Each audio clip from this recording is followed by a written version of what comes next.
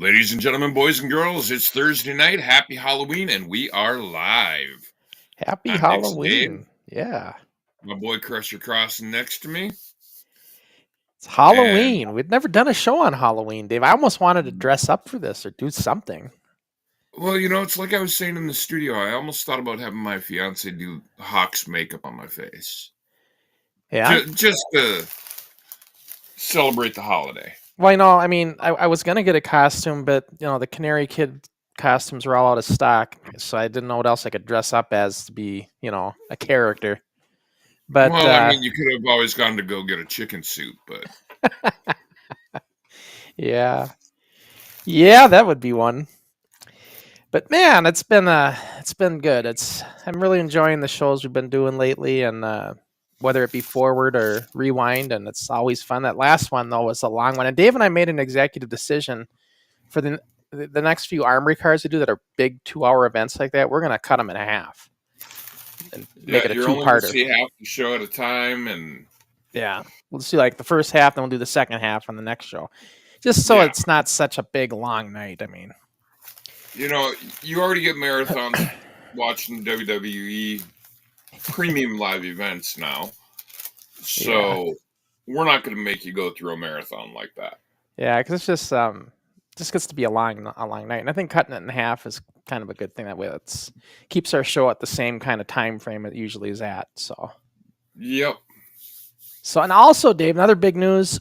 You might have already seen some of this starting up already. We are fully monetized now, finally, on YouTube.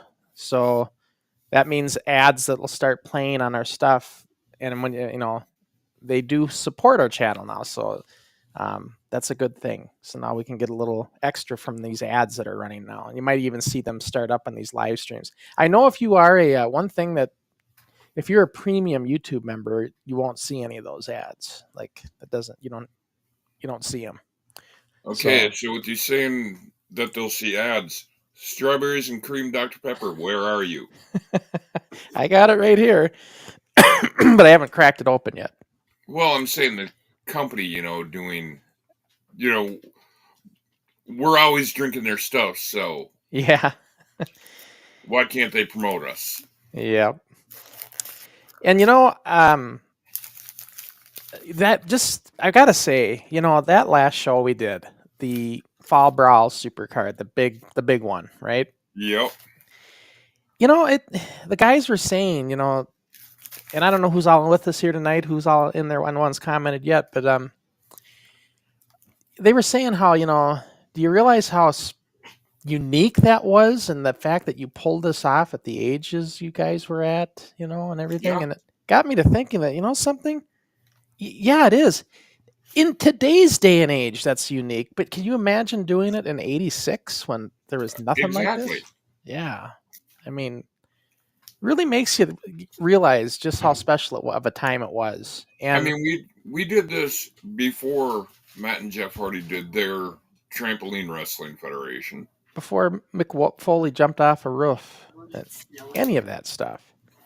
So it was all, we were the first. And yeah, it was a pretty, and like the show we're going to watch today, Studio Taping 56 from Fred Moore.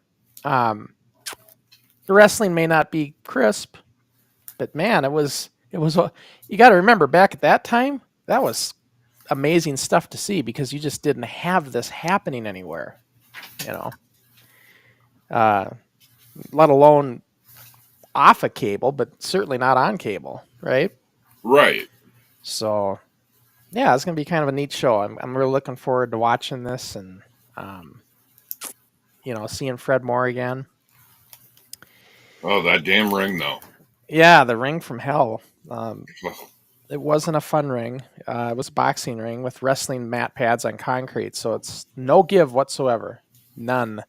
So, Crusher, I never got the displeasure of being in Ed Sharkey's ring. Which ring was worse, Fred Moore?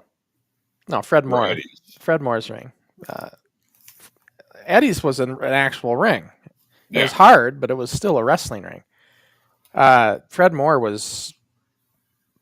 It was basically like being think of it when you're in your school gym and they got those wrestling mat pads out. That's what it was. that like amateur wrestlers would wrestle on. That was the mat, and no give, all on concrete. So it's like no give whatsoever, none.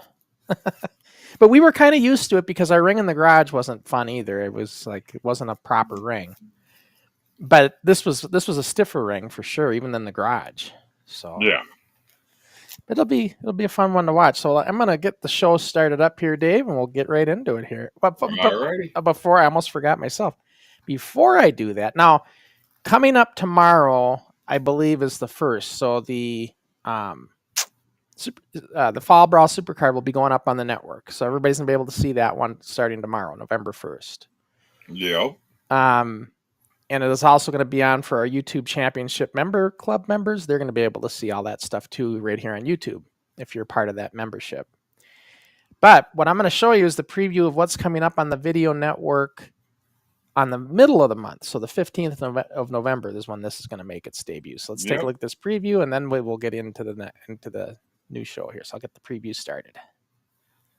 Yeah.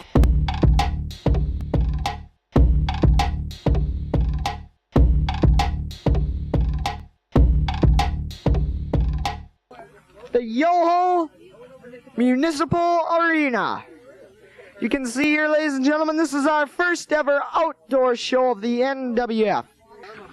Fly with a takedown on Tokyo Terror. But Tough Tony, I thought you wanted the fly. I'm gonna take all the punishment on the nerds.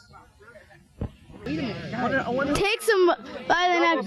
Double suplex. Again. Slaps him in the face. Keeps on slapping him. Right on his butt. Elbow smash. Elbow smash, follow up by Taylor. It looks like a blatant choke. Kelsey's been stopped momentarily. An elbow to the head by Taylor. DDT. That's gotta be it. That's gotta be. No, the Russian comes back. Over with. It's a suplex, big suplex. Nice suplex. Lights out for the Russian. He's gotta be about done. No. Another big elbow smash that could be called the bionic elbow. Super fly leap. Big. And that's it. Lights out on X. No, he kicks out on the count of 2. Well, the Barbarians took care of Mr. X and Mr. X2 in the armory, if you recall. Hey, they're all history. As you can see, I've run out of competitors for my title, and I'm feeling great, as you can see. Into the NWF. Camera difficulties there.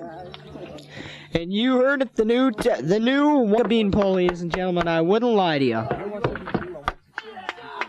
You guys are through. You're done. Your history. Pack a big picnic lunch. It's gonna be. We fought for everything we've got, but not too hard. Because when we're the Rock and Roll Express, when you're the Rock and Roll Express, you don't fight for things, they come to you. Can I ask you a question? Why do you think X wears a mask? To hide all those zits, why else? We've said it time and time again. He's hiding his face. He don't like it.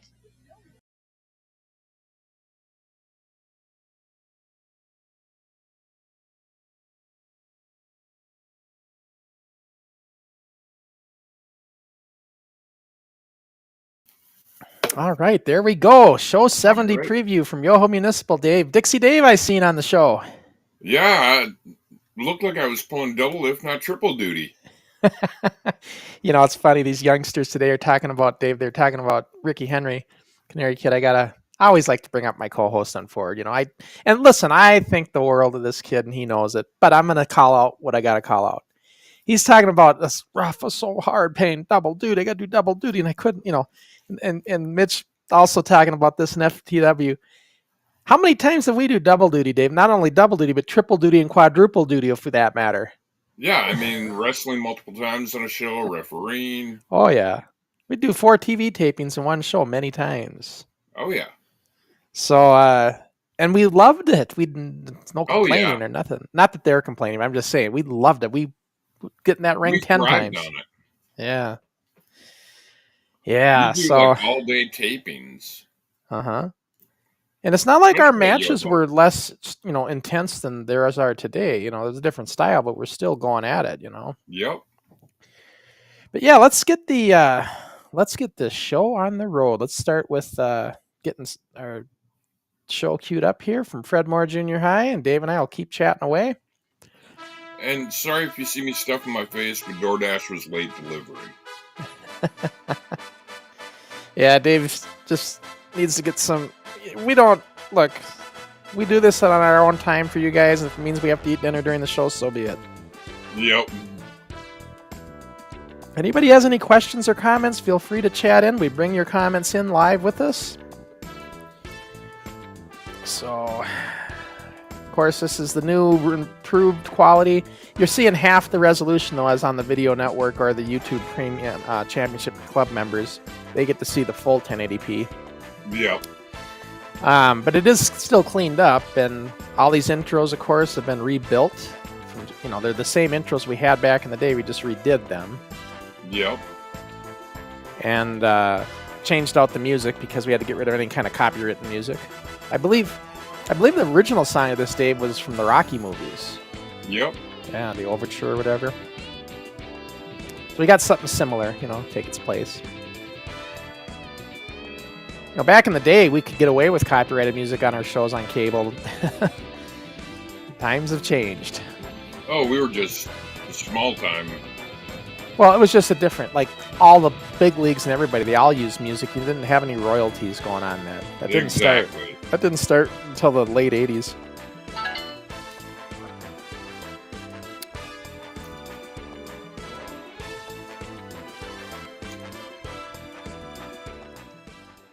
So we are going to Fred Moore Junior High here.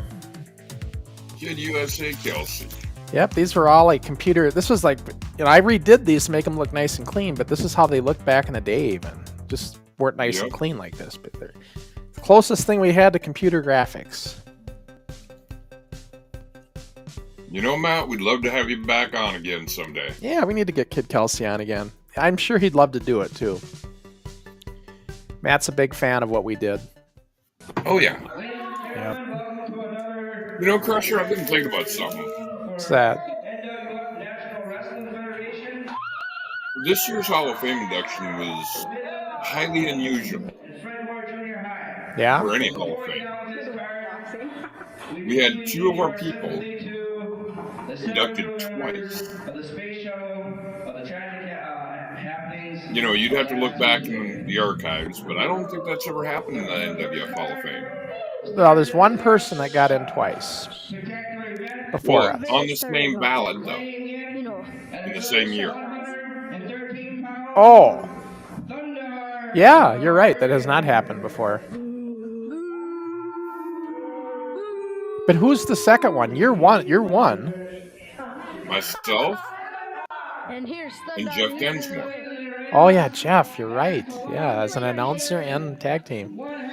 Yeah. Jeff was actually the first to do it, and then I did it right after him. Yeah, you guys are the only ones that in the same Hall of Fame that went in twice. Yeah. And the last, because that was the last one. It's the last Hall of Fame we're doing. Hey, you saved the best for last to go in. Yeah. So Kid Kelsey, I loved the look. He really was. Kelsey was really big on his image, and having the blue sweats with the blue USA shirt that matches the colors, his white socks pulled up like wrestling boots. Very good look. And Thandar doing the same with this. That's what we do with our socks, you guys. We pull them up to make them look like boots. But let me tell you something, guys. This ring, Dave's not joking. This was no fun. Yeah. I mean, taking a bump in this ring was... Yeah.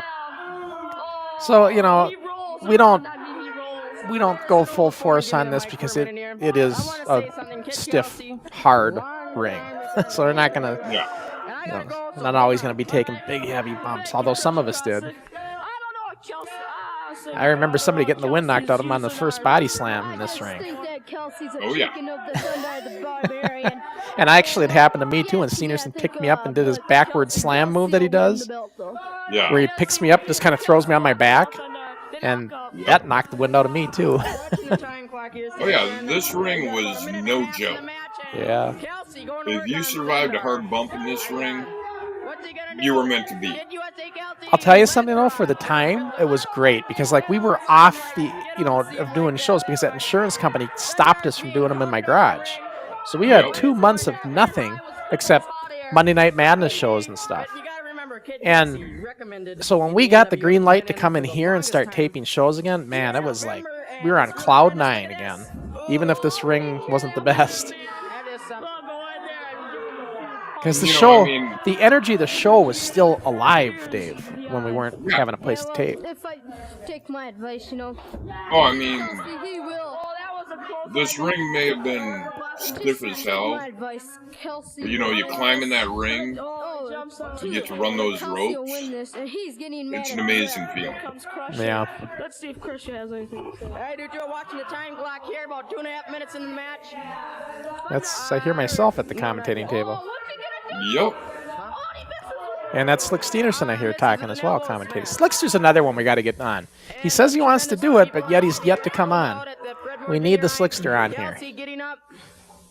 You know? Let's see what Steenerson's up to after all these years. And I imagine Steenerson will give us both an earful, as he always does. Oh, yeah. He's going to give us shit. That's okay. I tell you something, Troy, next to Steve Engstrom, Troy was one of my next favorite person to be in the ring with. Oh, yeah. As far as having a good match. And maybe not on camera. Maybe not on camera, but Troy was a good talker. Yeah. Yeah, Troy was always a good talker. I think the Thandar the Barbarian. He wasn't the best talker, you mean, right? Well, no. Oh, he's outside the ring, half in and half On camera, Well, his promos were not that great, but when there wasn't a camera around, he could talk smack with Oh the best. yeah. He wasn't an on-camera guy, that's for sure, as far as doing an interview. I've said this when Troy and I went to Eddie Sharkey and the PWA. The reason Troy brought Steve Engstrom to be his manager is because Troy couldn't talk, and he wanted Steve to be the voice. It was a smart move on Troy's part because you got to, it's looking out for his image and everything, his character and all that. Oh, look at that. I mean, if anything can withstand that, man, I got to see it. Kelsey, supposed to be a babyface, doing a lot of heel moves here, though. A lot of heel tactics, as we always did back then. The baby heels. Yep. When I cleaned up all this stuff, I was able to clean up these slow motions. As you can see, they look so much better than they did when we did them. These were slow motion back in the day, but they weren't nice like that. Yeah. We didn't have the equipment to do proper slow motion. We did makeshift slow motion by using the queue up dial on the editing decks. It wasn't the way to do it, but now I can actually fix that. So. Okay, ladies and gentlemen, we're here at ringside. So we can get Kid Kelsey in here after this very obscene. And Pretty Boy himself. Yeah, Steve Engstrom doubling up as a commentator. Throwing over the top rope. He was disqualified for throwing him over the top rope. Chris, you're talking about the Video Network. The video that's going up on the 15th. Yeah. One thing I noticed, that wasn't the World Heavyweight title you were holding in your hand. No, it wasn't. It was the national title. Exactly. And but you weren't the national champion. No, I wasn't. So for everybody who doesn't know, that blue belt, that was the world title. The one below it was the national title. And I didn't have the blue world title because here's what happened. At the Anoka Armory, which we had done just 2 or 3 weeks earlier from that taping, I had misplaced the belt at the Armory. And we thought I lost it. Well, Steve seen me have it misplaced, grabbed it, and Steve Engstrom, trying to teach me a lesson, said it was stolen when it really wasn't. He was just holding on to it to try to teach me a lesson. Yep.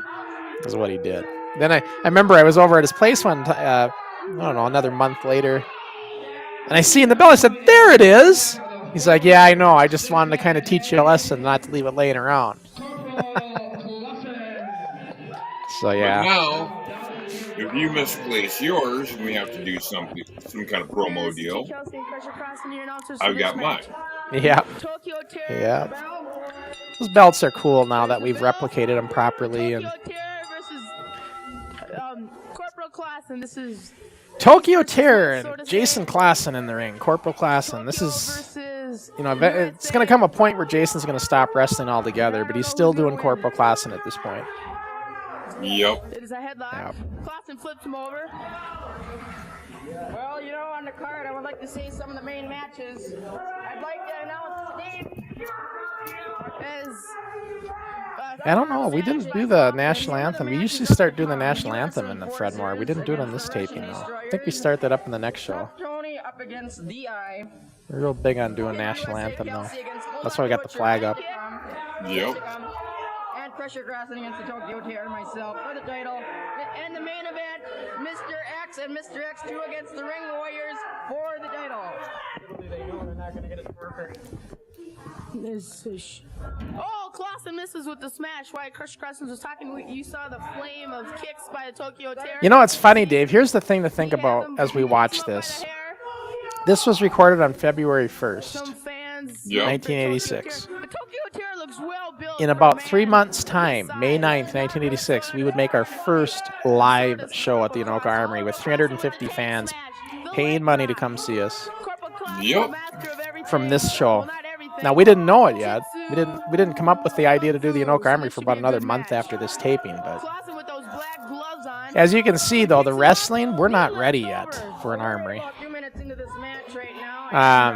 We're still learning the ropes, really. We're still finding our way with all this. We weren't ready to do, you know, an Anoka Armory show.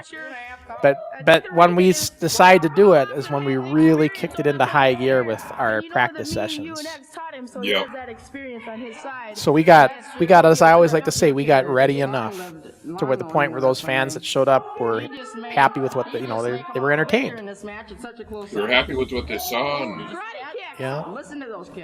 And everybody who comes in and watches our stuff with a fine-tooth comb today, you got to chill out, because this perfection of wrestling that you have today wasn't the way it was in the 80s, even in the major leagues. Nope. Old school was not crisp. It wasn't, you know, picture-perfect technique. It just wasn't. Because I always say this because it's part of the kayfabe era. You know, you want people to think it was real. Well, I mean, you talk about it not being crisp.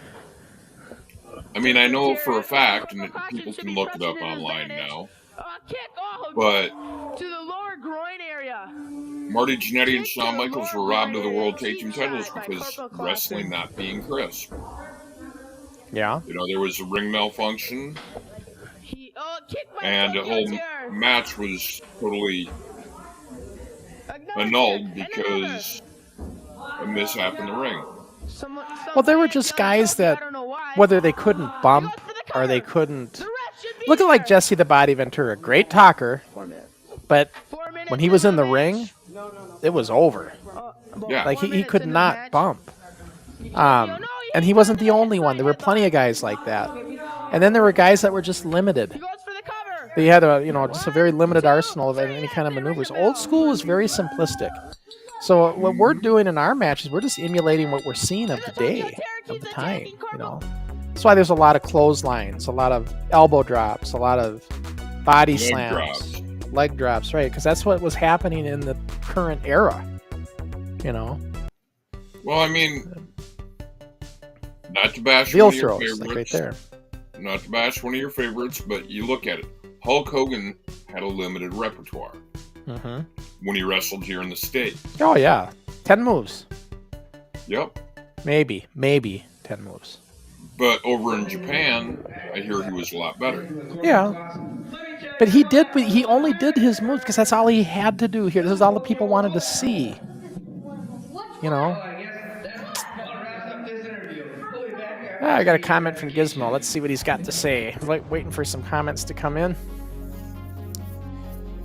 Guys, you can see in this video that the wrestlers are getting better each week. How long did it take from the start of your first wrestling video until you had your first cable show? What do you mean by that, Gizmo? The start of your first wrestling video until you had your first cable show, because they really are kind of one of the same. Excuse me. Well, what a match I you think just what he saw. This means is Ray the Johnson. What a inception match you just on saw. the Team USA versus the Russian on Destroyers. the bed mattresses in your Corporal basement. Crossen knocked out Were and you taping hospitalized. for As you see, TV he right was then and there? bleeding. Right. What a match that was. Crusher Crossen. Team, even though Team I'm just, USA you gotta did clarify it though, lose, Gizmo. I don't think I know what he means, Dave. by Because that an is the unconscious first taping pinning. was the first show. We had it was that match was When it was in the bed something mattress days, of else. course, in the basement. Excuse me, I'm just overwhelmed. So yeah, from the clarify that one a little excitement bit, here. Gizmo. We'll come back to Our that. NWF hotline is in effect at this moment, and 1/2 an hour Yeah, after this is like the show last of has these stopped- things. I wasn't a its fan of doing this. This programming. took away from the Those wrestling, numbers are having these little 421 chat things. 6798 and 426 But A this little is how- way for Jason to get some You can camera call time now or without having to 1/2 an bum. hour after the show has And this stopped. we did get a lot of guys that joined the show from them hotlines. We'll be coming back to some more NWF. I stopped putting action, the but area right code in though now, because I started we getting have calls from here, other states as that you can was see in always a front of you, pain to deal with because you had to explain it.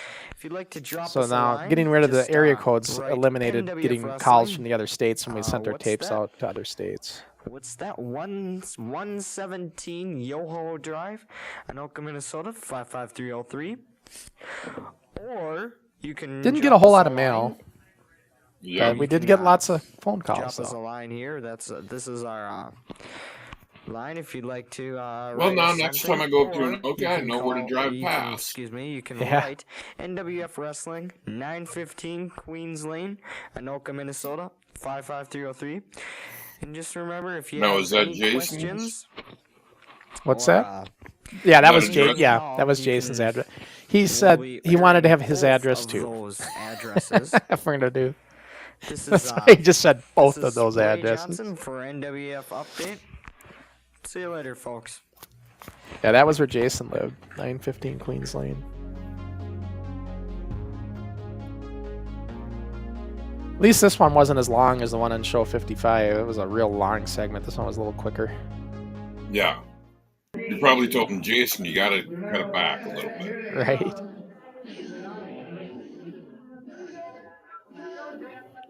Slick Steenerson, U.S. Enforcers. This is where Troy teamed up with Chris Eyrick, I believe, the Eye. He had that other kid as his partner on the taping before this at Fredmore, and then you replaced him with Chris Eyrick, I remember. All right, let's see. Gizmo clarify. Let's see what he said.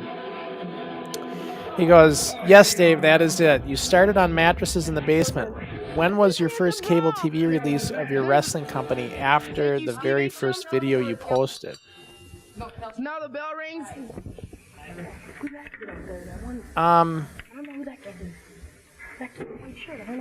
Well, the first video we did. So this is. I'll just explain how it went. You know, we decided to do this wrestling show out of my basement. So we got the Porter Pack. We rented it out. We recorded our first show in the basement. And on mattresses. And then Charlie and I went into the editing suite. Took us about a week to put it together. And then we had it airing on cable and scheduled in probably a week or two later. Maybe 2 weeks. I don't know how long it took to get it scheduled. So I would say 2 weeks roughly is how long it took before it actually went on cable. From the very first show we did. Yep. Yeah, and even though, and you talk about, we'll watch this stuff one of these days, you guys. I'll get all that mattress stuff put together, and we'll do it. And you talk about, it is like amateur hour, right? It is just us kids having fun on these mattresses, trying to do a wrestling show. But to us kids, and I deep down I didn't like the setting. I wanted us to be in a ring, but we just didn't have any means to do it. But when we seen ourselves on cable television in our local community, I mean, I had a whole party, I had everybody over because I was one of the few that had cable, and we all watched it. We had popcorn and everything. It was a whole ordeal, and it was we felt like we were big time. You know, you feel like rock stars. Yeah, you really did. And even though it was just a simple community cable television, but man, we felt like we were on cloud nine. Yes, he has that weight advantage. Now we got Damien Thorne commenting. Oh yeah, Damien saying, wow, I didn't know the basement wrestling was actually on cable TV. Yeah, it was. Only in our local 4 cities at the time, which was Anoka, Champlin, Andover, and Ramsey. In Minnesota there. But it was only 4 shows. We only did 4 shows in the basement. And then our 5th show was still the mattresses, but we put them out in Yoho Municipal outside in the backyard. So we had our mattresses right where the ring would be. I don't have that one. I don't have anything from that outdoor one we did. I don't have that anymore. But then it was show number 6 was our first show in the Group W cable studio with stage with no ropes. And then that was our home for a long time. Until that old man Tronson. Well, old man Crossen was there from the beginning, though. He was in there making things hard for us right out of the gate. So that was a mistake, everybody. The U.S. Enforcers were supposed to win, and so we reversed the decision. No, the Russians! We end up reversing this. Yeah, it was just a mistake. It wasn't supposed to happen.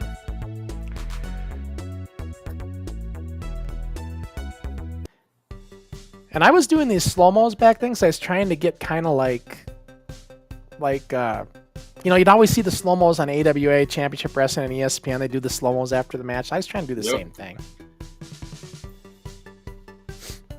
Dave's channel. I've seen him before. He made a comment here. He said, you all should be proud. Not many of these kids' federations existed in this level. Yeah, you're right. Especially in 1986, right? Well, right. And really, we started in 1984. So in the mid-'80s, yeah, it was just, there was nothing. I mean, there might have been kids doing it in their backyard for fun and everything, but nobody was doing an organized cable show or anything on a weekly basis. Right. As organized as we can be, I guess I should say, as kids. Hey, I mean, we say as organized as we can be, but come on, Sean. What we pulled off was pretty amazing. Well, Dave's channel says, not like this. Yeah, no, I agree. And I really wish there was. I remember a group of kids called me across town the first year we were doing the show. They couldn't make it to our thing because it was just too far because we were in the whole metro by that time. So they were somewhere further south. And anyways, they wanted to start their operation up like ours. And I kept talking with them for hours on the phone, telling them exactly how I did it and how I'm doing it, to give them every tip I could to get them going. And they tried. They did try, I remember, but it just never really materialized. I wanted there to be other kids doing this. I didn't want to just be us. Because I thought, how cool would it be if another kid organization started up and got going, and then we could have like a Super Bowl summit or something once a year. That's my thinking.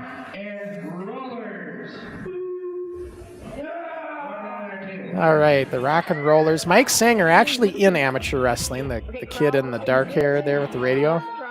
He was in the school wrestling. Ronabom, he had been a fan of the show, knew Todd Campa, knew Andrew Carlson, and was watching it back in those days, and now he finally wanted to come on the show, so he joined in with Chris Irick.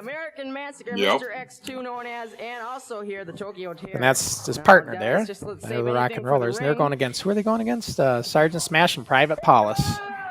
Yep. Paulus was Smash's friend and lived in the neighborhood with, and he mainly was there because Smash wanted him there. Yep.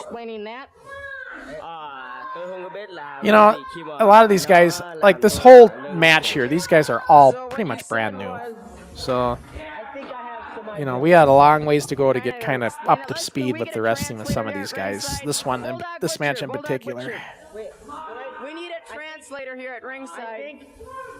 But we started doing training sessions every other. So when we went into Fred Moore, we were there every Saturday, and we would tape one Saturday. We'd tape usually 2 shows.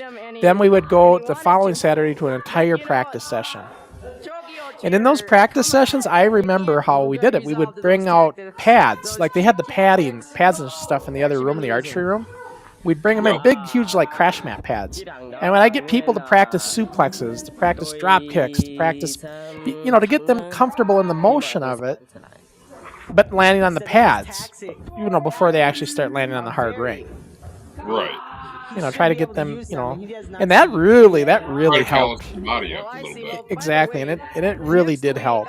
Like by the time we got to the Armory, our first one, it really helped polish the kids up. That's what I started doing, but that's just starting now. So at this point in time in Fredmore, we're still got a ways to go before we're ready to go to the Anoka Armory.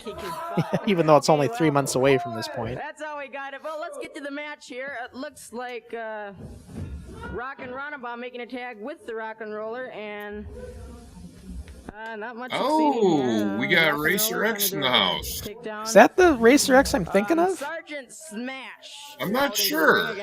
Racer X, if you are who I think you are. Team partner just came in, Private I'm trying to think if that's the one that came on with us or not. But yo, Racer X. I haven't seen Racer X though, so welcome in and watching along with us. It's great to see you. Joining the live stream. Friendly neighborhood translator. I understand we need a translator here. We do. Now I was gonna say, now that we got a translator. Let's see. Sky Sports says. One of the matches also on the screensaver, you have behind you video. I see Crusher Crossen had a match against Pretty Boy Taylor in a no disqualification, no time limit strap match. I thought you didn't do specialty matches. Well, I guess maybe we missed that one. That was the first match that I had on the first Armory card with that we did here, May 9th. That was Superstar Spectacular 86. Thank you. But it wasn't a strap match like you traditionally see.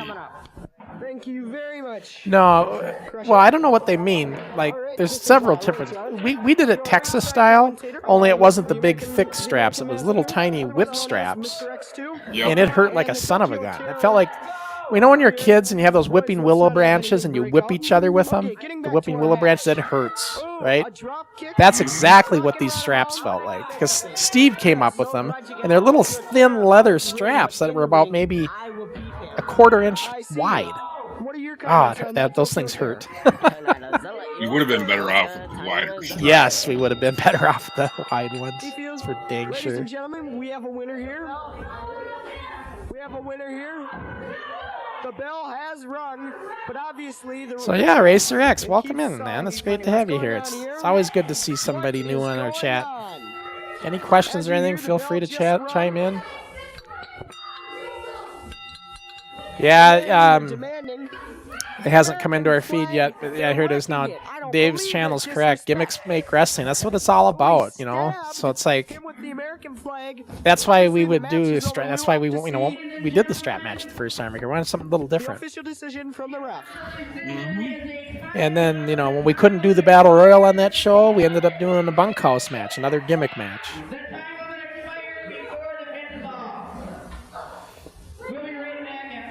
Time limits were quite common back then. I think that is Racer X that we know, Dave. And by the way, if it is Racer X, I love watching your morning motivations. Weekly stuff. I watch them all the time. But he says, Racer X says, I'm still amazed when I watch this. The heart you guys had for the business is awesome. Thanks for that compliment. Yes, it is Racer X. It is him. Yeah, it's good to see you, Racer. Got to have you on the show again, too. I just love having you on. I was just going to say, we'd love to have you back on. Yeah. For everybody who knows, Racer X, former wrestler in the business. He's been in the ring with some prominent people, Dave. I mean. Oh, yeah. He's had some pretty good opponents. You know the list.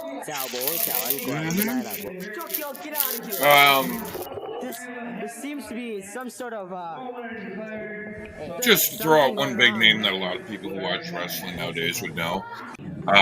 Former WWE heavyweight champion AJ Styles. Oh yeah. Just name one that Racer's been in the ring with. Yeah, he had a very good career at the time. He did a lot of stuff, and now he's just become such a good talker as far as giving people motivation. He does his motivation videos, usually every week, and it's just, and I love it, and I think it's just good-hearted messaging that he's doing right now, and I just love it. Racer X, if you're still in the room, if I may, am I allowed to plug your Facebook? Let's see. While you're waiting for that, Dave's channel says, everyone got to choose their wrestling names, or did you sort of guide them to what you were seeing them as? Yeah, it just depends if people knew what they wanted to do. Like, some kids would come in and say, this is who I want to be, and then we'd either okay it or not okay it, right? And if it was good, they'd like, yeah, that's cool. Other kids had no clue what to be, and that's where people like Kid Kelsey came into play. Kelsey was awesome at coming up with gimmicks. Kelsey was the best at all of us as far as coming up with a gimmick for somebody. Kelsey came up with the Super Ds. He came up with, I think, Rock and Ronabon. He came up with, where do I begin? I mean, there's so many of them. Well, being honest, I'm not sure if it was Jason or Matt that came up with Dixie Dave. That could have been Jason on that one. I'm not sure either. But yeah, I just know Kelsey was intricately involved in that. Intricately, if I'm saying that right. But yeah. And then Sports Video says, we got Tough Tony in the ring right now against the Eye. Did the newspapers post most of your wrestling company's schedules and results? Yes and yes. Once we started doing the Armory events, and actually some of these Fred Moore events, we started submitting all these match results to the Minneapolis Star-Tribune, and they posted them in the paper. And then when we had big events coming up at the Armory, we would give them, and they would do it as Spectator Sports, and they would put them in the paper as well. So yes, they did. It's funny, Dave, in 86 and 87 and on, I'd say 86, 89, the Minneapolis Star-Tribune covered us just as much as any major league. And as far as schedules go, they had a community section every Thursday in the Minneapolis Tribune and Star-Tribune, and they would put all the schedules for access, and we'd be in there all the time. On Tough Tony, I believe. The Eye put down. Ooh, takedown. So Racer says this. I will say this, as a former pro, the Nitros and the Raw seem so rehearsed. Yep. I would have to agree. And he said, yes, guys, I would love to be on again with y'all. Thank you guys for the compliments. Yeah, definitely. And he says, go ahead, Dave, if you want to plug his Facebook. Okay. Anybody who wants to follow a good channel, I mean, first thing you got to know about Racer X is he's a good old Southern boy. Yep. I love that Southern drawl. Oh, yeah. If I remember correctly, forgive me. No, I know I'm correct on this. Racer X is a good old Georgia boy. Yep. And if you go on Facebook, look for Mike Hammer. If you're having a tough day, scroll through his page. You'll find his morning motivation, and you'll find some kind of message in there that'll pick you up. Yeah. It's just good. It's just good messaging. You know, look, Racer's got his political views, but his morning motivation, he doesn't necessarily get political. He just gives you a good morning motivation, right? Yep. And that's what it's all about. It's just good-hearted. It's what we all should be doing. Like if you're, like Dave said, if you're having a rough day, just listen, man. Just listen to what he says. It's good stuff. Dave's channel says, the Tribune, wow, that's solid advertising. Yeah, it's not that we were paying for it. They just, you know, we got known enough on cable television where they would acknowledge us enough to put our stuff in the paper, which was pretty cool. You know, either in the match results or the Spectator Sports. So. And I mean, at the time, the Star-Tribune was one of the biggest papers in the Twin Cities. So Racer says, when I watch these videos, I think of how rehearsed and unnatural they look. You guys have nothing but love and heart for the business. That is unmatched. Well, that's quite a compliment coming from somebody who's been in the business, Dave. Exactly. And thank you again, Racer, for the compliments. I mean, Dusty Rhodes, he's been, you know, at seminars and stuff with in his training. I mean, Racer's been with a lot of guys. if you remember a wrestler back in WCW that was kind of like a Sub-Zero knockoff. Sorry to put it that way, Racer, but it's kind of what his gimmick was. His name was Glacier. That's the guy that trained Racer. Yeah, Glacier. Yeah, this is definitely Racer because this is he says he refers to all of us. We're family. So when he talks to you, you're part of the family. Doesn't cost anything to be a decent human being, family, and that's his message. You know, just go out and be nice. Go out and do something good. Say, how are you doing today? How's it going? Glad you're alive. Glad you're here with us. You know, it's kind of messaging he does. It's good stuff. If I remember the line correctly, Racer, it's been a while since your videos have popped up on my stream. Putting smiles on faces and hugs on necks. Yeah. And yeah, you're right, Dave Channel. Free advertising at that. Yeah, that's what and that's what I looked at it as because I didn't have a budget for advertising. So I thought, gosh, if they'll give us attention, I'll take it. Help announce their shows and stuff. And the thing, Dave's channel is the Star Tribune would cover us equally as it would cover the AWA. Yeah, we always bring that graphic in to show people that, you know. I wonder if I have that. I could pop it in here quick. I don't know if I have it, though. Here, while you're doing that, I'm just going to let everybody read Racer's message that he gives out every time he puts out a video. Get out into the world and do something for someone, expecting nothing in return. Yeah. But what you get in return is a good spiritual foundation. All right, ladies and gentlemen, as you know, Kid USA Kelsey. Like I said, folks, go on. If you got a Facebook account, go on Facebook. Follow Mike Hammer. I showed this once before, but just to give you an idea, this is the kind of thing they would do. You know, right next to the AWA. They're putting our not only our spectator sports, but our match results side by side. You can't. Doesn't get any better than that. So I don't want to leave this on the screen too long, Dave, because people want to watch the match. Exactly. So I'll get rid of that. That just gives you an idea, you know. And that's just one. I mean, they do that all the time for us. You know, it's funny. They were so good at covering us, though, Dave, back in the day. But then when I wrote my book and documentary 20 years later, it was crickets getting them to even mention the book or anything, you know. Funny how times have changed, right? Papers. And we have here Kid USA Kelsey, Butcher Bulldog in the corner. Butcher Bulldog, obviously with some of yeah, so yeah, Racer. Get back to my comment screen here.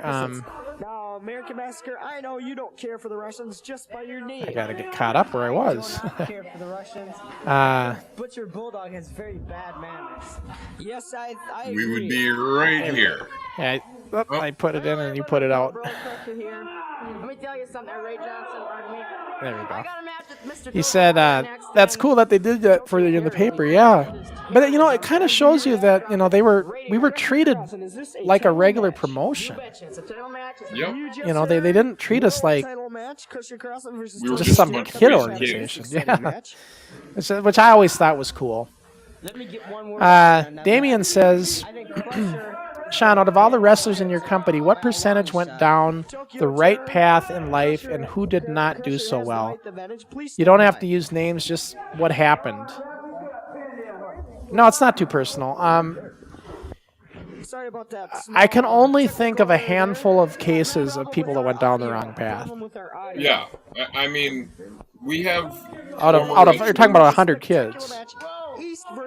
You know, for instance, we have one wrestler who the only reason he left our promotion is to join the Marine Corps.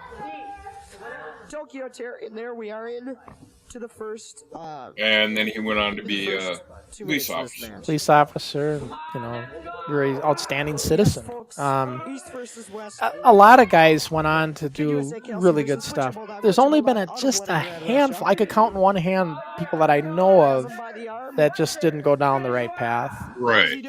But it was decisions and things they did well after the show. Right?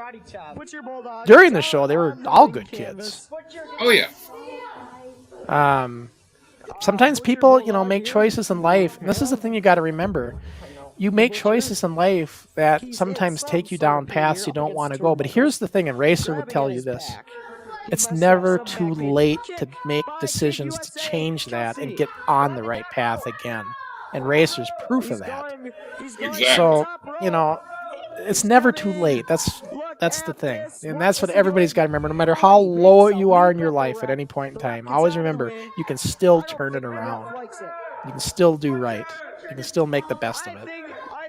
Exactly. I mean, you know, I've hit some high points in life. I've hit some low points. But I'm still here kicking and yeah, loving life. That's a change. And did I bring this one in? I don't know if I did, but Dave's channel says, did the Tribune post y'all in the sports section? Was AWA in the sports section of the paper? Yeah, that was both us and the AWA. And yeah, we were right. It was all in the sports section. That's who did all that stuff for us. Yep. Yeah, Eraser, we were talking about this. This is a boxing ring. This is basically wrestling mat pads on concrete. There's no give at all here. So bumping in this ring was no picnic. But the thing is, as kids, and Eraser, just think back when you were a kid, you're flexible. You can take it. You know, you're not going to complain about something like none of us back then, Dave, complained about it. No. We were just thrilled to be in there. I mean, as an old man, I may complain about aches and pains now from that ring, but, you know, hey, back then I was having a blast. Yeah. You know, Steve Engstrom, the adult that didn't belong, he still was trying to make the show better. Look at, he brings a suit and everything to look like a professional announcer for us and stuff. Yep. It's a nice touch. You know, Steve really did mean well. I know people give him a bad rap because he tried to take it over with Larry, and that's a whole other discussion. But at this time in the league, Steve really was trying to make the show. He had the same vision we all have. We wanted to make the show as good as we could. Yep.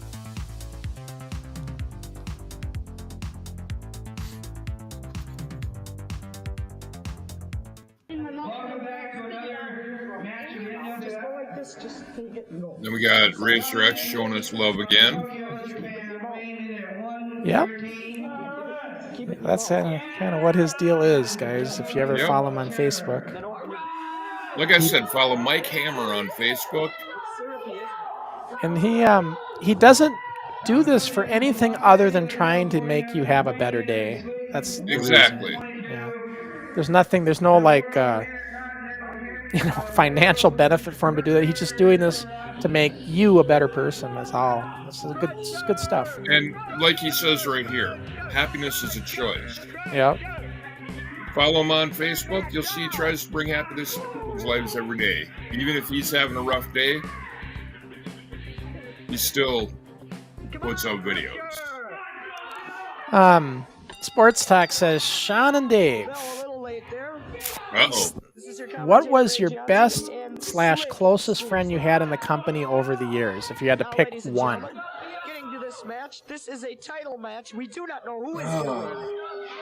Well, I mean, being honest, from my end of things, I mean, slam by Crusher to the Tokyo Terror. The only guy from the NWF that I keep in contact with on a regular, even quasi-regular basis is Crusher. Knocks the ref down. You know, right? we're I talking, get that, but think back in the day, though. Think back. Well, I mean, during the show, Jamie and I were close. Pick one, though. Pick one. It's hard to pick. I know it is. I mean, Jamie and I were close. Perry and Chad are the ones that brought me into the NWF. And you were all friends in that neighborhood. Yeah. I mean, I lived down the hall from Todd and Troy Sufka. You know. That was totally uncalled for. I mean, I hate to say it, Todd, Troy and I were probably wrestling in the hallways of our apartment complex before we ever got involved in the NWF. Yeah. Ring corner who are not supposed to be there. It's just a hard one to answer, and I'll tell you right now. For me, I would have people tell me, "Are you kidding? It was me. It was me. It was me." Because there were so many people that I was always close. I was in touch with everybody. But if there is one person that I'd have to say was my best, closest friend, I almost got to say Slick Steenerson. Yeah.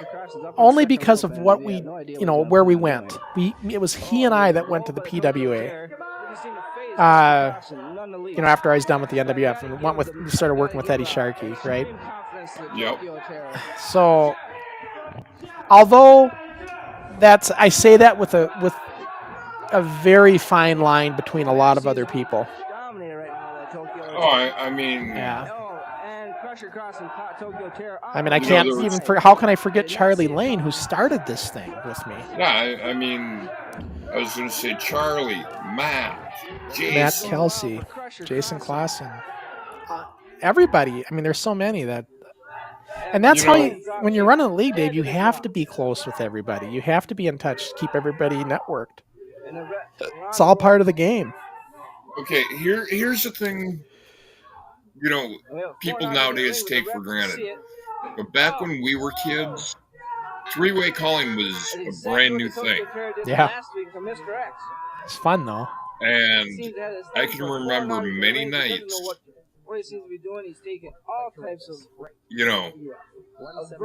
Sean and I'd be on the phone, then we'd bring in somebody else. Then they'd bring in somebody else. Then they'd bring in somebody. Then we have a whole party line going. Yeah. Yeah. And we'd all just sit there and brainstorm ideas for the show. I mean, we were all kids, mind you. Mm-hmm. Some of us were in Anoka, some were in Coon Rapids, some were in Ramsey. We did lots of phone call talks, though, because that was just an easy way to chat back then. There was no internet, there was nothing like that.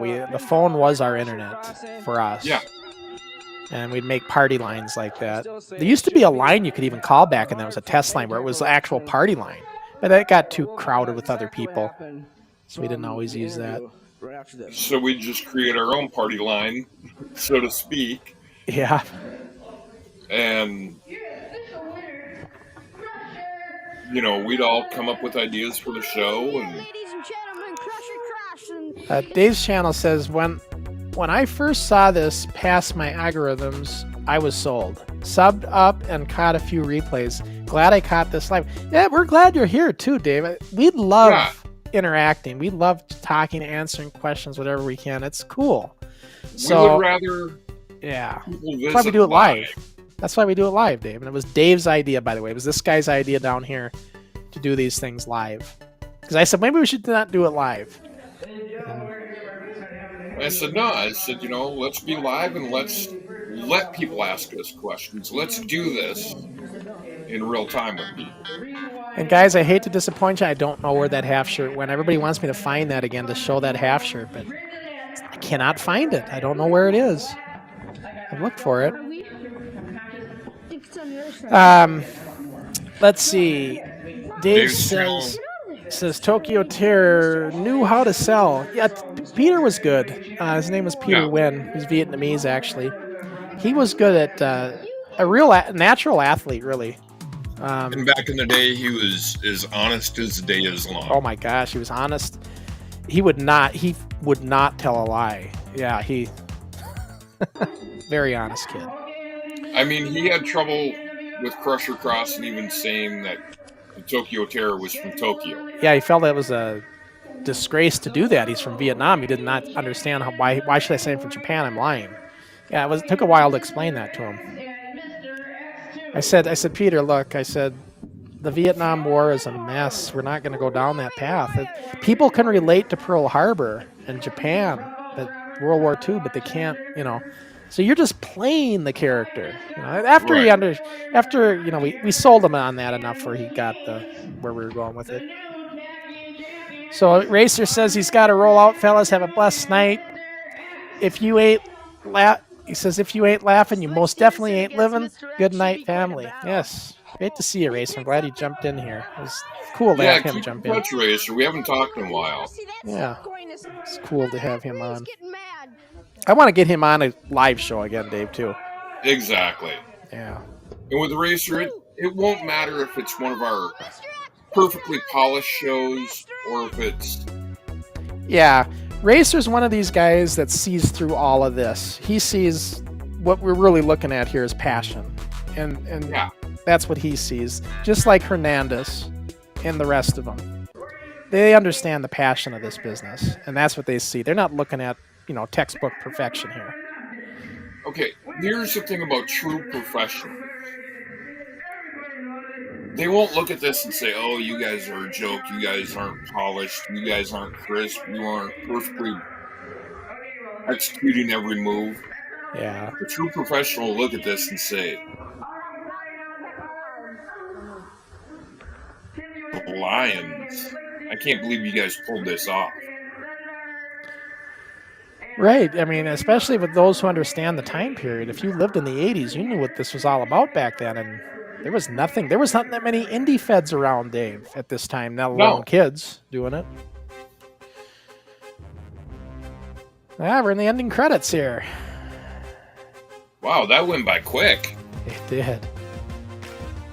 Well, when I take all the little commercials out and everything, it brings the 68-minute episode down to like 50-some minutes. Yep. We still got comments, though, to bring in. Oh, yeah. We got Dave's channel saying, thank you, Racer. Enjoyed the words. Yeah. Racer's a good guy, you guys. I think if you follow him, you'll like his morning. He does a morning motivation once a week. It's maybe a, 10-minute video. Just a little motivation thing to get you going. It's really neat. I like it. Like he'll sit in his garage or walk around outside. And... Just good-hearted words. Makes you feel good for the day. Dave's channel says, the party lines. Oh my gosh, wow, that was our internet minus the computer, basically. Yeah, that's what it was. Especially when you start doing the three-way, and then another person does three-way, and then you get another three-way. But what we noticed after we got too many three-ways, it got hard to hear some of the people on the opposite ends of that three-way. Yep. Yeah, so it's like, didn't always connect as smoothly as you'd think. And he says, Dave's channel says, Dixie Dave, he says, you were kids pulling off the real deal. Well, you know what we were, Dave? We were kids that were diehards for wrestling. Oh, yeah. We loved it. Without a doubt. Most everybody on this show, whoever came on our show, they were big-time fans. We watched every single bit of wrestling that was being aired at the time, whether that be AWA, WWF, NWA. We'd watch World Class Championship Wrestling. We'd watch everything that we could get our hands on that would come on the UHF channels or whatever. Oh, yeah. So for a long time, I didn't have cable, so for me, it was whatever I could catch on the UHF or regular channels, I was glued. So, and that's what fueled us. So as we watch all this stuff, we're thinking like, what can we do? And if we seen things we liked, angles we liked, we would definitely take those same angles and modify them for our show. Yep. And we'd try to do the similar stuff, Not always a direct copycat thing, but we definitely get ideas, from watching the big three. When I say big three, in the 80s, the big three was the AWA, the NWA, and the WWF. That was your big three. And then all the, of course, the other territories, if we could get our hands on it, we'd watch that. Memphis, you'd have to watch that late at night or, whatever. But Damien says... We haven't quite reached that part of the show yet, Damien. Yeah, do you know what is planned for next week's Fire? We'll talk about it when we get there. But yeah, we do have a plan. So we'll get to that when we get to that. And then Dave's channel says, you lived a dream most of us fans never had a chance to do. I applaud you both for being real. Well, thanks, Dave. It's appreciate that. And what I always got to remind myself of, Dave. Yeah. Okay, I think either Crusher's frozen up. Froze? Oh, you were frozen for a minute there. Am I on now? Yep, you're on now. Okay, yeah. So, what I was gonna say, Dixie, Dave, but I always have a trouble with, and Dave, you know this. Yeah. When I watch like the show we just watched, or the earlier stuff, which is even more primitive, I look at it with 2020 hindsight vision, and I say to myself, "Gosh, if we just would have done this, if we just would have done that, if we could have been better, if we would have spent more time doing all these," and I start, and then it takes the viewers to come in and say, "Crusher, you got to look at it for what it was and what the time period it was taking place, and realize what you're really accomplished here." And they bring me back to reality. It's so easy to look at it with 2020 hindsight vision, you know? So it is what it is, right? Yep. And seeing that we're getting ready to talk about Forward, we have a visitor from Forward. Holy cow, what's he doing up this late? My tag team partner over on NWF Forward joining the house here, Canary Kid. Just thought I'd check in on Dave. I know it's a real struggle having to carry an episode with Crusher. Oh, man. Wait till I get my hands on this bird. You know, Canary, I feel your pain. You know, you've been doing it for a few months. I've been doing it for like 2 years. And Canary, well, I got you here, and I can say this to your face. You know, I always see the videos of you saying that you can't wait to be a 5-time champion like Crusher Crossen. I got some better advice for you. Carry your title for a while. Don't be a 5-time loser. Well, if you're insinuating that he beats my record for holding the belt the longest, he's going to have a long time to do that, because I held the belt over a year, Dave. Yeah. But that Canary Kid either up early or staying up late tonight, though, folks. I'm pretty impressed by that, actually. Let's see. Sky Sports Video News says, and we're going to talk about our Forward show here in just a second, you guys. I'll tell you what me and Ricky have in plan for you. Crusher, have you ever, or would you ever consider teaching/coaching wrestling? You know, I've had that brought up to me many, many times over the years, especially since I wrote my book. I had, adults, parents saying, "Hey, my kid wants to learn it. Can you teach him?" I've had all that. The only problem is I'm not in a position to really do that. And furthermore, if I was going to teach or coach them, it would be the basic fundamentals of old school, which isn't going to do them a whole lot of good in today's day and age. Okay, Dave, are you listening? I know you're reading, but we'll get to those comments. But I mean, can you imagine though? I mean, trying to teach or coach kids today. I'm not brushed up on technique of today, so I can't really. I think there's better coaches and stuff out there teaching them. Maybe doing a seminar, teaching them some of the basics, sure, but or mainly just giving them the motivation. That's where I'd be really more beneficial. If you read my book, you understand. My book's all about inspiring kids, so to get out and do this. So, let's see. Dave's channel says, Crusher, this is gold. No one was doing this in this level. Have a wonderful night, fellas. See you on the next show. Yeah, great to see you, Dave's channel. I know I've seen you before, and it's great that you tuned in with us tonight. I'm happy to see you here. Hopefully we'll see you again. Yeah. It's always nice having new guys join in on the chat. And what's Ricky saying here? Canary Kid. I would like to make the request to make a substitution Crusher for Dave so that I can have a real co-host. Yeah. You know something, folks? This guy, Canary Kid, we're going to talk about this on the next Forward, but, he in his last show that they did in Northern Ireland, he's out there calling his coach a chicken and a coward. And I talked a little bit to Keaton about this last show we did with Keaton when we had Mike what the heck is it? Lightning Mike Hackenbush, I think. Am I saying that right? I believe so. I think it. Anyways, after that, I was saying, Canary Kid needs to look in the mirror when he starts calling people a chicken and a coward, because he won't even agree to get in the ring with the 5-timer, Dave.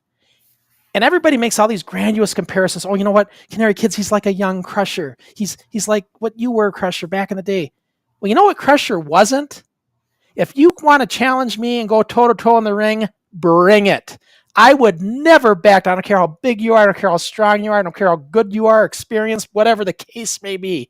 I never back down from a challenge. And I would beat you. You just put your name on the dotted line. That Crusher Crossen attitude, I do not see in the Canary Kid. And until he actually grows, leave that blank, and actually shows me that fire and desire, then I will respect the Canary Kid and say, all right, now I see Crusher Crossen. But until that time, we got to see that happen. And then don't be calling your coach a chicken and a coward when you yourself are a chicken and a coward. All right. Little editorial there. Seeing that I know that he's still out there, I'm going to be nice. And even though it's belated, and I wished him a happy birthday on his birthday, happy belated birthday, Canary Kid. I'm laughing at Canary's comment because he's right. Yep. Yeah, Quackenbush. How could I forget? Yeah, you're right. I am forgetting the name. He's absolutely correct. Oh, you gotta laugh. You gotta laugh. You know, Canary, it might be that old timers kicking in on him. But yeah, Crusher won't back down from a challenge. Crusher will take on anybody, anytime, any place, you name it. I'm there. And I am not afraid of anybody. But you know what, Dave? I can see why he's afraid. Because 5-time world champion, that's intimidating enough. And I guess the only time he's ever talked about getting in the ring with me is if he has a partner. Now, I will say this. His other good friend, John McCann, well, we were chatting, I talked with John on AOL Messenger, and I threw a challenge out his way, and unlike the Canary Kid, John's like, bring it. So John McCann's not afraid to get in the ring with the 5-timer, but the Canary Kid's a little fear factor going on there. What does he say here?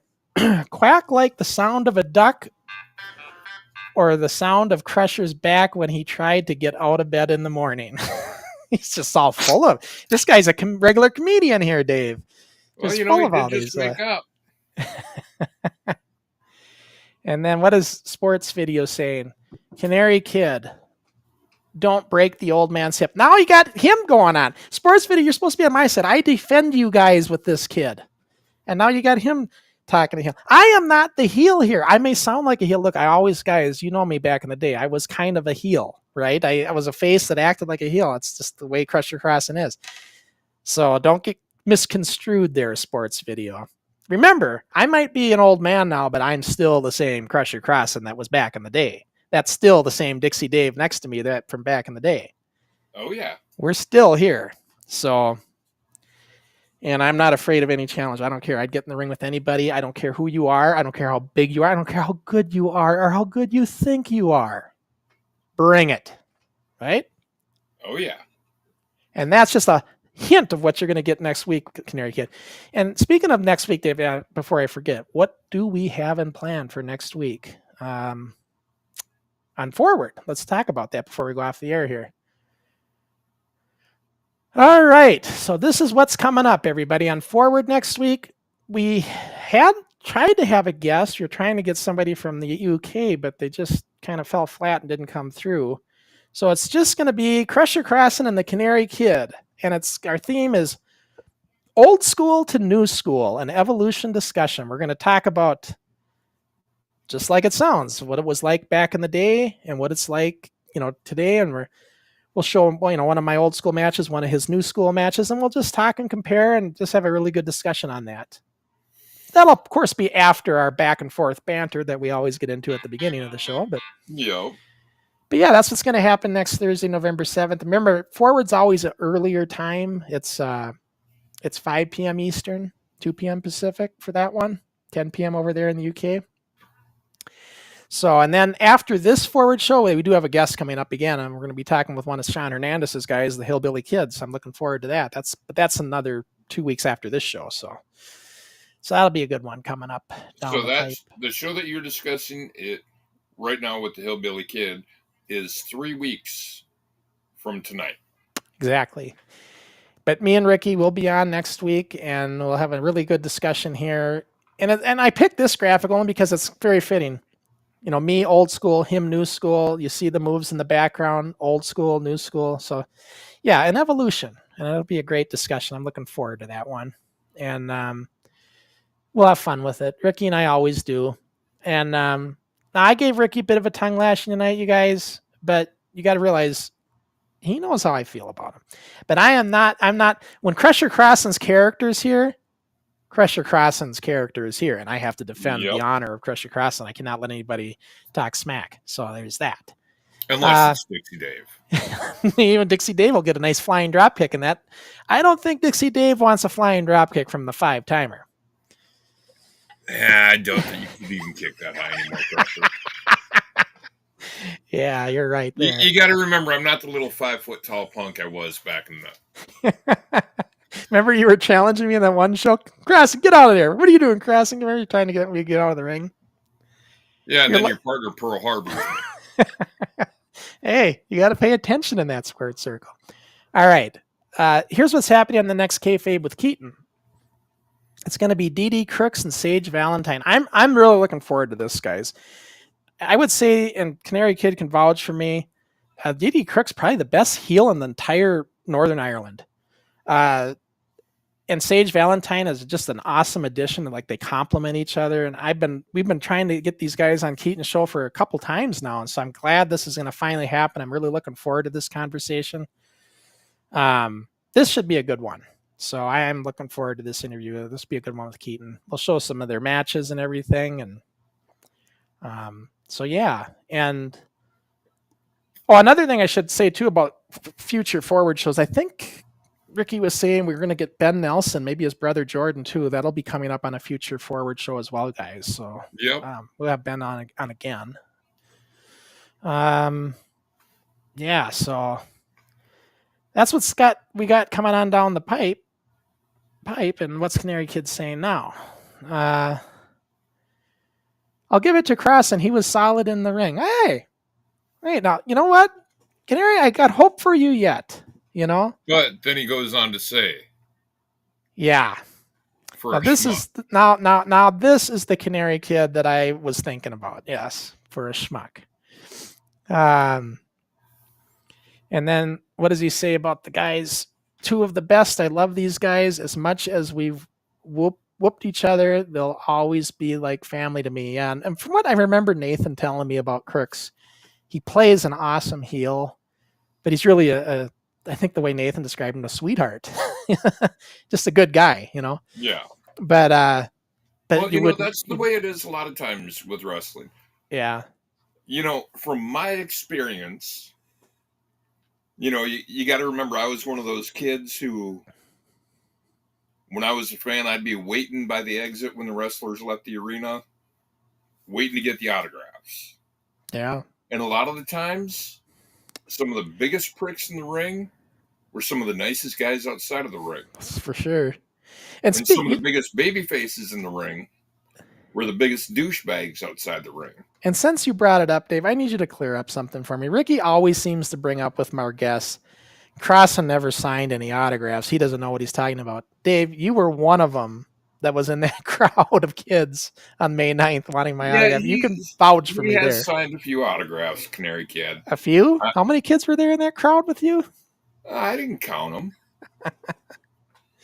But yeah, that was Dave's first live Armory show, and he was the biggest kid there wanting my autograph before he joined. Yep. Next day I started wrestling. Yeah. But yeah, that's I'll tell you something though, that was our first public event, right? So we'd done the show for 2 years, but that was the first time we did it in front of a live crowd. And I didn't even think that kids would come up, because nobody was coming up to anybody else asking for their autograph in any of the other matches. And then when I got out of the ring and all of a sudden there's just this swarm of kids wanting my autograph, I just didn't even think that was going to happen. And so I was just like, what the hell? You know, I couldn't believe it. And as I look back at it now, I realize that the reason maybe they didn't come up to everybody else is because I was on every show, Dave. And they knew I was the one there every time for 2 years, right? And all these people that came to that show were watching us for 2 years on cable. Well, you know, so it's like you and I have talked about off camera. I think part of the reason the voting went the way it did for the Hall of Fame this year is you and I are here every week. Yeah. That's true. That is true. And you know, Mary goes on to say, how much does the autograph go for today? 10 cents? Yeah, about the same price that promo shot goes for in this picture of Canary Kid right here on this comment. You know, Canary, you really should upgrade that picture too, because I see that picture you've got a title belt on your shoulder, which you don't have anymore. So really, that promo shot needs to be upgraded to just the Canary Kid. And you know something, guys? Canary Kid's got a new look. You'll see the silver pants. You'll see the gold sparkly jacket. And I kind of think of Burnin' Love by Elvis Presley. He's got the Elvis Presley look. And yeah, the new look of the Canary Kid. You'll see it when he maybe we'll show the match that he just did. That he it was actually a pretty good match. He had a match against, he was, like I said, he was giving his coach a hard time, and so his coach was reffing, and then started doing slow counts and stuff like that, and it's kind of entertaining that way. But yeah, so it's the new look for Canary Kid, everybody. He's getting rid of the yellow tights, although I think you should keep those yellow tights. It's a good color for him. As I like to call him, the cowardly kid, until he finally comes out and says, challenge accepted. I want to hear it out of his mouth, is what I want to hear. He says, like I was in his final days. Well, there was a certain somebody, Canary, that you can probably guess who, that says I should bring up the Elvis Presley line with you. And I think you know who I'm talking with. You know him over there. So I just had to throw that in there. Maybe I'll come up with like an Elvis song for Canary when he comes on to the show for kind of an introduction, music. If it wouldn't flag me for copyrights. Yeah. You see what you started, Dave? All this heel talk and everything? Well, sometimes the heel side comes out of people. Yeah. I see we got a comment coming in from Sports Talk. Let's see here. Hasn't hit yet. There it is. He says, how much money did Canary Kid's book make? Oh, that's right. He didn't write one. That's right. Good point, Sports Talk. And of all the things I've done, all the Armory DVDs, actually, all of our DVDs would have made money if I didn't make a second pressing. But when I got so excited when For You Entertainment stores on the East Coast ordered the DVDs, that I ordered a second batch. But my book actually made money. It's the only thing I did that I actually made money on. Like, it made money. And I sold a lot of those books. Would you care to guess how many, Dave? How many? What would you think? How many? And it's not a New York bestseller or anything like that. Remember, I'm self-published. But how many books do you think I would have sold? I'm guessing a few thousand copies. Yeah, it's more than that. In fact, let me just show. So everybody knows what we're talking about. This is what we're talking about. Pro Wrestling Kid Style, right? Yep. By Sean Crusher Crossen. Remember that, Canary. It's not Crossen, it's Crusher Crossen. And look at that sharp dressed looking guy in the picture there. And I sold, I don't have the exact figure, but it's right around, knowing how many books I ordered and what I have left, I've sold just under 3,000 copies. So not bad, right? 3,000 copies. So a lot of those sales were to libraries. Yep. Libraries ordered a lot of them. But yeah, good point, Sports Talk. I agree. That's a very good point. But we've been rambling on now for a good hour and a half. Yep, it's about time we wrap it up. Yeah. I'm still trying to figure out why Canary's up this late, though. Jeez, it's like over there in Ireland, it's like he's 6 hours. our daylight savings time hasn't hit yet, so he's only 6 hours difference from me. So that'll fix itself Saturday night. Because remember, we got daylight savings time coming up, Dave. Yep. We gain an hour at least. Or did we go back? Spring ahead? Yeah, fall back. So we're going to gain an hour. Good. Yep. Good. Yeah. So it means I'll have to work an extra hour. Yeah, because you're there at the company, right? You're working on Yep. that shift when that switches. All right, guys. So next Thursday, it's me and Ricky, Canary Kid, for NWF Forward, earlier time. So join us for that. And then after that, 2 weeks, I'll be back. I was going to say, I got kayfabe with Keaton coming up too. Yeah. That's going to be. And then you're right. In 2 weeks, Dave will be back. And then it'll be our last Rewind show for November because we will not be doing a Thanksgiving show. So, we're already taking up one holiday for you. Well, it's just like, Thanksgiving's a time to spend with your family. And it's like, who's going to watch Rewind, right? Yep. And it's a busy time for Dave and me. So we figure, and then we won't have a Rewind show in the week of Christmas either. So we'll only have one Rewind show in December. But Ricky and I will be on forward through all these every other week pretty much. So that'll be fun. And I can maybe one of these days I'll get him to say maybe I'll convince him to get over the fear of the fiver. To get over the fear of the fiver. Yeah. I like that. Come to the States and actually that's what you need to do, Ricky, is you come to the States, take the time, clear the slate. Yeah, because if it's a problem over there, I can fix that. I'll just get a hold of my friend Sean Hernandez or Joe Bird and say, hey, let's make it happen. And they'll book the match. Yep. There's more than one way to skin a bird. So. Well, pluck feathers. Feathers. All right, guys. It's been fun. And we will see you guys in a week. Or at least I will. And Dave in 2 weeks. Yep. So long, everybody. Have a good one.